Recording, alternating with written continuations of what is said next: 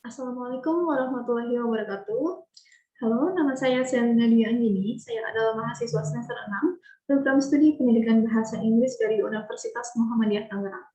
Di sini saya akan menjelaskan tentang resolusi anafora sebagai tugas akhir dari mata kuliah psikolinguistik. Langsung saja kita bahas apa itu anafora. Oke, anafora secara bahasa berasal dari bahasa Yunani yaitu anaphor yang berarti pengulangan tempat. Adapun secara istilah, anafora adalah bagian dari tata bahasa yang mengacu kembali kepada entitas, tindakan, atau ide yang telah disebutkan. Nah, jadi anafora ini adalah bagian dari gaya bahasa dengan karakteristik yaitu pengulangan, menggunakan kalimat-kalimat yang diulang. Dalam kalimat itu biasanya diulang di awal kalimat atau pada setiap baris setelah koma dalam sebuah kalimat. Tujuan dari anafora ini adalah untuk memverifikasi pengulangan kata atau frasa, di mana tujuannya harus digunakan untuk memperkuat makna ide atau ide yang telah diungkapkan sebelumnya. Jadi, dalam tata bahasa, anafora adalah penggunaan kata ganti atau unit linguistik lain untuk merujuk kembali kepada kata atau frasa lain. Jadi yang harus kita perhatikan dari anafora ini adalah kata ganti untuk merujuk kembali kepada kata yang sebelumnya. Apa saja sih contoh anafora? Di sini kita punya kata ganti personal atau demonstratif, yaitu dia dan itu. Kemudian ada juga proverb seperti did so kalau dalam bahasa Inggris, atau bisa juga dalam bahasa Indonesia. Lalu ada kata keterangan seperti di sana, dan yang terakhir ada ekspresi seperti yang terakhir. Selanjutnya, setelah kita bahas apa itu anafora, kita memasuki pengertian dari resolusi anafora. Resolusi anafora adalah sebuah proses yang terjadi ketika seorang pendengar atau pembicara menginterpretasikan sebuah anafora dengan cara menghubungkannya dengan antecedennya. Mungkin kita tidak familiar ya atau asing dengan kata antecedent. Jadi ketika kita mempelajari tentang anafora, ada beberapa istilah yang harus kita ketahui. Di antaranya adalah yang pertama anafor. Jadi anafor ini adalah kata yang mendapat makna dari kata atau frasa sebelumnya. Yang kedua adalah antecedent. Antecedent ini adalah sebuah kata benda yang diwakili oleh kata ganti pronoun, di mana kata tersebut dapat berupa sebuah kata, frasa, ataupun klausa. Atau dalam bahasa mudahnya, antecedent ini bisa dibilang sebagai kata atau frasa yang sebelumnya. Mungkin kita bisa ambil contoh seperti ini. Ada kalimat yang berbunyi, Celine memainkan gitar, titik. Dia menyukai musik. Nah, di sini kan Celine berperan sebagai subjeknya. Kemudian ada kata ganti dia. Nah, dia ini atau kata ganti ini merupakan anafornya, yaitu dia merujuk kembali kepada kata sebelumnya, yaitu si Celine. Jadi Celine ini adalah antecedent-nya, sedangkan dia adalah anafornya. Lanjut, lalu apa saja faktor yang mempengaruhi pemilihan dari kata ganti ini? Yang pertama adalah posisi paralel. Posisi paralel ini maksudnya adalah kata ganti dalam posisi subjek diambil untuk merujuk kepada antecedent yang berada dalam posisi subjek. Jadi kita lihat contoh ini, John menelpon Billy. Yang berperan sebagai subjek di sini adalah John, sedangkan Billy berperan sebagai objek. Nah, dia di sini ada dua kata dia, yaitu dia yang saya highlight dan tidak saya highlight. Dia yang di highlight ini merupakan anafor yang merujuk kepada si subjeknya, yaitu si John. Jadi ketika kita bilang dia sakit, dia yang kita highlight ini akan merujuk kepada John yang merupakan antecedent-nya. Selanjutnya, faktor topik terkini.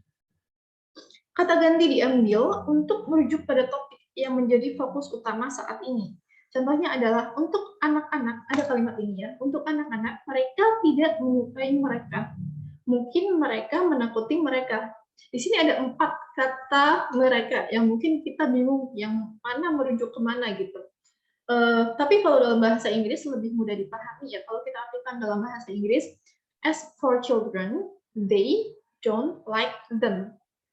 Maybe they frighten them. Jadi ada dua mereka yang berperan sebagai subjek dan ada dua mereka yang berperan sebagai objek. Nah, untuk mereka yang saya highlight di sini merujuk pada fokus utama atau isunya. Apa sih yang menjadi isunya? Yaitu kalian bisa lihat ada kalimat menyukai mereka. Nah, mereka itulah yang menjadi fokus utama dalam kalimat ini. Mungkin yang tidak disukai anak-anak itu apa? Mungkin kita anggap badut ya. Jadi kalau kita ganti kalimatnya bisa menjadi untuk anak-anak mereka tidak menyukai badut. Mungkin mereka di sini berarti badutnya menakuti mereka yaitu anak-anak. Jadi bisa dilihat perbedaannya ya, meskipun di sini ada 4 kata mereka, tapi masing-masing merujuk kepada antecedent yang berbeda. Lanjut, yaitu kedekatan. Kata ganti diambil untuk merujuk kembali kepada noun phrase yang terbaru. Jadi yang harus digarisbawahi dalam faktor ini adalah noun phrase-nya. Ada sebuah kalimat yaitu dia memegang roti di dekat api. Itu menjadi panas. Yang berperan sebagai noun phrase di sini adalah rotinya. Jadi untuk anafor itu yang saya highlight merujuk kepada si rotinya, bukan kepada si dianya. Seperti itu.